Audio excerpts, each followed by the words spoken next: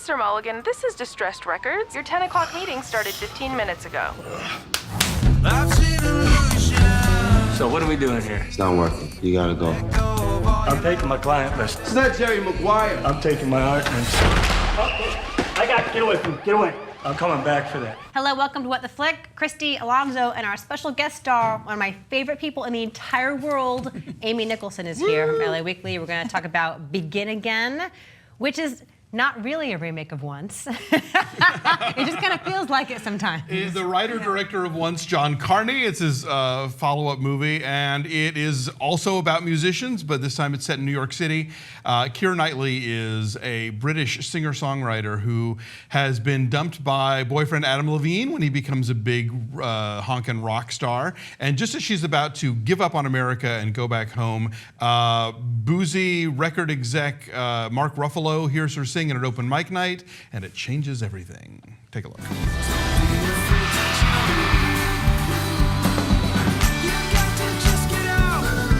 Well, you're a total rock star. Unbelievable. We don't want anything to stand in his way. Capiche? I'm just tagging along. Babe, we need to talk. This is a new song for anyone who's ever been alone in the city.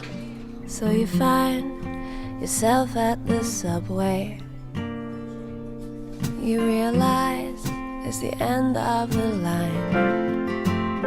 I was having a nervous breakdown, and then I heard your song. There goes. I want to make records with you. Come on, let's get out of here. You're going to have to get these beers, though.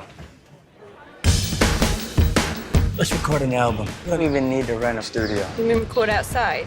Every song we do in a different location. Under the bridge? Chinatown. Rowing boats in Central Park. Whatever happens, we record it. If we get arrested? Keep rolling. Hey, you, come back here. This really is a bit of a long shot, isn't it? Absolutely. That's when the magic happens. Taking me home. Waiting for the next move, anticipating the next groove. And the road is long, and you're only as strong as your next move. Yo, Fat Jimmy, did you get that down? I got it. All right, because that was exceptionally good. I was kind of charmed by this movie. I know it is manipulative, and I know it's a lot like Once on paper, but I kind of loved it. I kind of had a warm, fuzzy feeling the whole time. I know what's wrong with this movie, and I don't care. Okay, what's wrong with this movie? What you said, it is manipulative. I mean, this is a movie that you have to meet at least halfway in terms of just buying into that this happens. After a while, I thought, okay, this is like watching a 1930s movie on TCM where you know that the actual depression is going on for real, but in this movie, a young girl can come to New York full of dreams and, you know, da-da-da. And a guitar. And a guitar, exactly. And if you allow yourself to think of it that way as just this kind of fantasy that's dressed up in a certain grungy reality, but also completely willing to ignore that grungy reality, it's really charming. This is like a magical New York where Mark Ruffalo can find parking or find whatever building and he's pulling up to at all times. Go ahead. I could not get over the strings. You can just see this movie pulling you in so many different directions that no matter how adorable it was, I just kept getting mad at it, you know, despite my will. It was like somebody giving me the best chocolate in the world, but then saying it was gonna like cost me my soul. You know?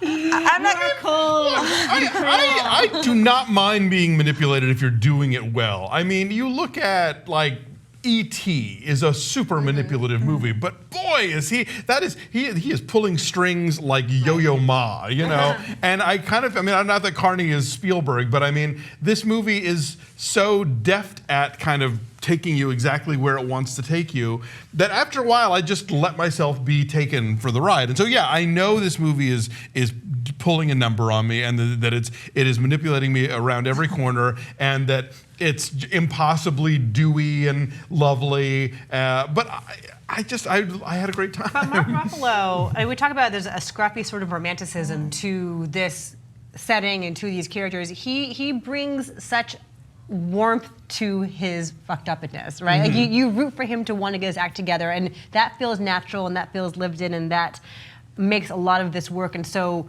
yes, it may seem really facile that they need each other and a song brings them together and they both blossom because of it, but his journey, if you will, is believable because he's so good. It's also believable because that's Mark Ruffalo's journey in like every single film. You know, like This is Mark He's over Ruffalo. the This scruffy is mess. peak Mark Ruffalo. I kind of found myself watching it being fascinated with the question of how is this movie going to affect the way teenagers shop at the mall? Mainly because I was picturing high school girls going together, screaming, and then everybody leaving wanting to buy these amazing little outfits that Keira Knightley wears the whole movie.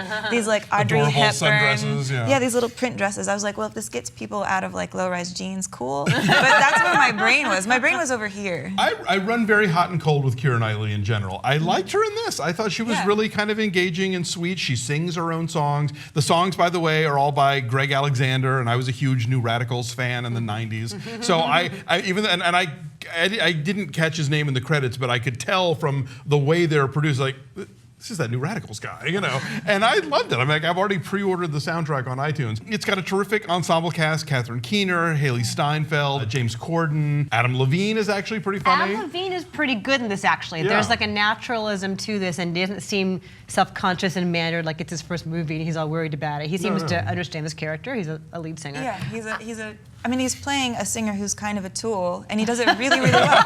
You have to Make of that what you will. Yeah, you have to love the fact that he represents that his character has become a tool by growing a beard.